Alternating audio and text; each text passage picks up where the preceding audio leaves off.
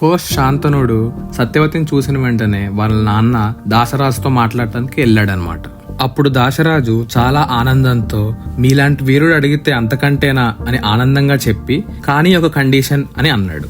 ఆ కండిషన్ ఏంటంటే మీకు సత్యవతికి పుట్టబోయే బిడ్డ ఉంటాడు కదా, అతనే ఈ రాజ్యానికి రాజు అవ్వాలి అని కండిషన్ పెట్టాడు అనమాట.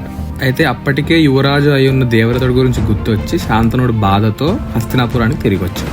ఈ విషయం తెలుసుకున్న దేవరతుడు వెంటనే ఒక ప్రామిస్ చేశాడు, సరే మీ మనవడే రాజు అవుతాడు అని. అప్పుడు దాసరాజు ఇంకో కండిషన్ పెట్టాడు. అదేంటంటే ఇప్పుడు మీరు ఒప్పుకుంటున్నారు సరే, రేపు మీ పిల్లలు పుట్టాక వాళ్ళు ఒప్పుకోకపోతే ఒక యుద్ధం క్రియేట్ అవుతుంది. అప్పుడు మీరు మీ పిల్లల వైపే నుంచుంటారు. మీ అగేన్స్ట్ నిలబడే శక్తి ఏ వారియర్కి లేదు ఈ భూమి మీద.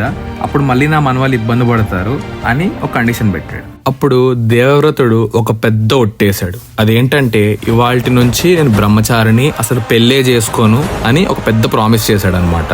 అది విన్న దేవతలు, ఋషులు అందరూ పైనుంచి ఆకాశం నుంచి పూలు కురిపిస్తూ ఏమన్నారంటే, ఇంత పెద్ద ప్రామిస్ చేసిన ఇతను ఇవాళ నుంచి భీష్ముడు అని పిలువబడతాడు అని అన్నారు. తండ్రి కోసం అంత పెద్ద సాక్రిఫైస్ చేసినందుకు తండ్రి కూడా చాలా ప్రౌడ్ గా ఫీల్ అయ్యి అతనికి ఒక వరం ఇచ్చాడనమాట.